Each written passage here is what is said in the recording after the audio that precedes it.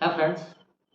आज की वीडियो हम लोग बात करने वाले हैं ड्रॉप शिपिंग के बारे में, इसके बेनिफिट के बारे में और how can you select your नीच फॉर ड्रॉप शिपिंग बिजनेस। सबसे पहले जानते हैं ड्रॉप शिपिंग होता क्या है। ड्रॉप शिपिंग एक बिजनेस मॉडल है जिसमें आपको प्रोडक्ट रखने की जरूरत नहीं है, इसके बावजूद भी आप प्रोडक्ट को सेल कर सकते हैं। कैसे? तो इसमें होता क्या है कि आप एक ऑनलाइन स्टोर बनाते हैं। ऑनलाइन स्टोर पे कोई भी ऑर्डर आता है, उस ऑर्डर को आप रिसीव करते हैं। वो जो ऑर्डर आपने रिसीव किया उस ऑर्डर को आप मैन्युफैक्चरर को या सप्लायर को डायरेक्ट पास कर देते हैं। सप्लायर उस प्रोडक्ट को आपके बिहाफ पर कस्टमर को डिलीवर कर देता है। सप्लायर या मैन्युफैक्चरर प्रोडक्ट का पैसा कस्टमर से लेता है और उसमें से आपका प्रॉफिट आपको लौटा देता है। ये इतना सिंपल प्रोसेस है।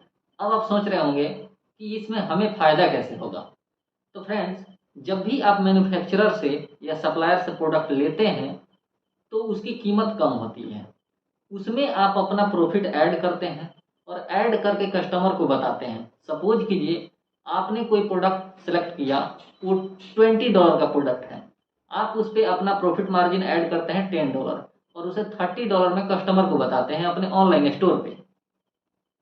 कस्टमर $30 पे एग्री हो जाता है और आपके प्रोडक्ट को परचेज कर लेता है। जब भी सप्लायर या मैन्युफैक्चरर उस प्रोडक्ट को डिलीवर करेगा तो वो $30 कस्टमर से रिसीव करेगा। अब चूंकि प्रोडक्ट का कीमत तो $20 था जो कि मैन्युफैक्चरर ले लेगा और बाकी का $10 जो प्रॉफिट होता है वो आपके खाते में डाल दिया जाएगा। That's it. तो इसमें आपको कैसे फायदा होगा और भी अधिक। तो देखिए, जब भी आप ड्रॉप शिपिंग करते हैं तो मैंने बताया कि मैन्युफैक्चरर या सप्लायर प्रोडक्ट को डायरेक्टली कस्टमर को देता है। अब इसमें आपको क्या फ़ायदा है कि आपको एक बड़ा वेयर हाउस बनाने की ज़रूरत नहीं है जिसमें आपको प्रोडक्ट रखना है। आप सिंपल एक ऑनलाइन स्टोर बना करके प्रोडक्ट को सेल कर सकते हैं। ये इन्वेंट्री का जो हेडेक है, जो भी प्रोडक्ट का रखने का रख रखाव का जो भी खर्च है, वो सारा सप्लायर और या मैन्युफैक्चरर बियर करता है। तो इसमें सिर्फ अपना प्रॉफिट मार्जिन देखना है और आपको प्रोडक्ट को सेल करना है। तो you have to more focused on sell, not on the managing the inventory, right. अब आते हैं कि इसमें आपको क्या क्या बेनिफिट हो सकता है। ओके फ्रेंड्स, तो अब हम लोग इसके बेनिफिट्स के बारे में बात कर लेते हैं। तो बेनिफिट्स में क्या है कि सबसे पहला बेनिफिट है लो इनिशियल इन्वेस्टमेंट का। जो भी न्यू कमर है, आप बिजनेस शुरू करना चाहते हैं तो आपको क्या चाहिए? आप चाहते हैं कम से कम पैसे में बिजनेस शुरू हो जाए। ये वैसा सुविधा प्रदान करता है। कहने का मतलब ये है कि आप कम इन्वेस्टमेंट में आप इस बिजनेस को शुरू कर सकते हैं। दूसरी चीज़ है लोकेशन का, आपको काफ़ी सुविधा मिलता है। कहने का मतलब ये है कि आप गांव में बैठकर भी अमेरिका में प्रोडक्ट बेच सकते हैं। आपको इसकी फ्लेक्सिबिलिटी काफ़ी अच्छी है। आप कहीं से भी इस बिज़नेस को शुरू कर सकते हैं बिकॉज ये आपका ऑनलाइन सेलिंग का बिजनेस है। आप हो सकता है कि सोशल मीडिया पर काफ़ी फेमस हो, आप वहाँ पे किसी प्रोडक्ट का प्रचार कर दें और लोग उस प्रोडक्ट को आपके लिंक के थ्रू खरीदें। वहाँ से भी आप पैसे अच्छे जनरेट कर सकते हैं। तीसरी चीज़ है कि इसमें रिस्क काफ़ी कम होता है। रिस्क कैसे कम होता है कि आप प्रोडक्ट को तभी परचेज करते हैं जब आपको ऑर्डर रिसीव होता है। आप पहले से प्रोडक्ट खरीद करके अपने वेयर हाउस पे इकट्ठा करके नहीं रखते हैं।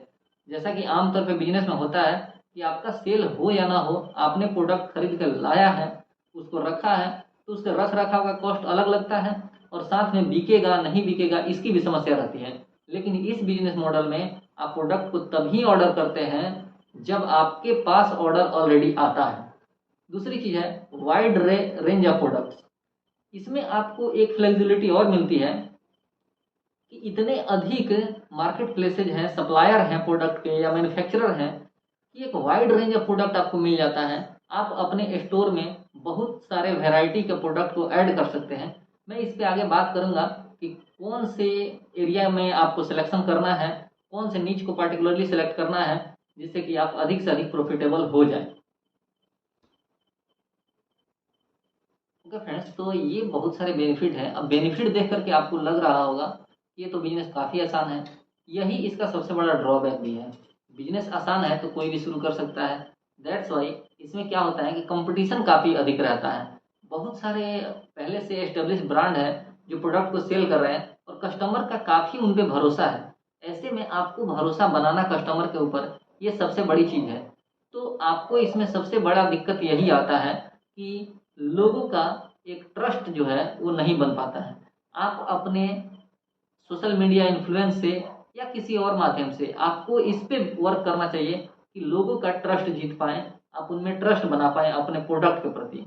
दूसरी दिक्कत इसमें क्या आती है कि आपका प्रॉफिट मार्जिन काफ़ी कम रहता है।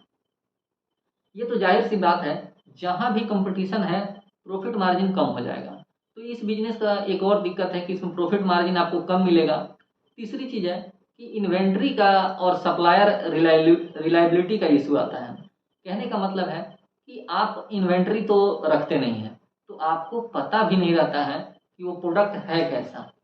जब वो कस्टमर के पास जाता है तो ये टोटली मैन्युफैक्चरर या सप्लायर पर डिपेंड करता है कि वो कैसा प्रोडक्ट सप्लाई करता है। अगर प्रोडक्ट गड़बड़ है तो उसमें आपको प्रॉब्लम आती है, क्योंकि उससे आपका कस्टमर बेस खराब होगा, तो फिर आपके ऑनलाइन स्टोर पर कभी परचेज करने नहीं आएगा कस्टमर। अगली चीज़ है कस्टमर सर्विस की। तो देखिए, इसमें सब कुछ हैंडल करता है supplier manufacturer, but customer service जो है वो कस्टमर जो है वो मैन्युफैक्चरर या सप्लायर को देख करके प्रोडक्ट नहीं खरीदा है, वो आपको देखकर प्रोडक्ट खरीदा है। तो कस्टमर सर्विस की जो रिस्पॉन्सिबिलिटी है वो आपके ऊपर आती है, तो इसको आपको बेहतर हैंडल करने की बारे में सोचना होगा। तो ये जो मैंने प्रॉब्लम बताए हैं, इसमें जो ड्रॉबैक मैंने बताया है, इस पे आपको वर्क करना होगा। ओके फ्रेंड्स, तो हमने आज के वीडियो में बात किया ड्रॉप शिपिंग होता क्या है, उसके बेनिफिट्स क्या हैं और इसके ड्रॉबैक क्या हैं। अब अगले वीडियो में हम लोग बात करेंगे कि पर्टिकुलर आप किस तरह से नीच का सिलेक्शन कर सकते हैं जिससे कि आपका ये बिजनेस प्रॉफिटेबल हो जाए। तो आप नीच सिलेक्शन पे फोकस कीजिए और नीच सिलेक्शन को लेकर के मैं एक डिटेल वीडियो लाऊंगा। तो stay tuned and wait for that video. Thanks for watching this video.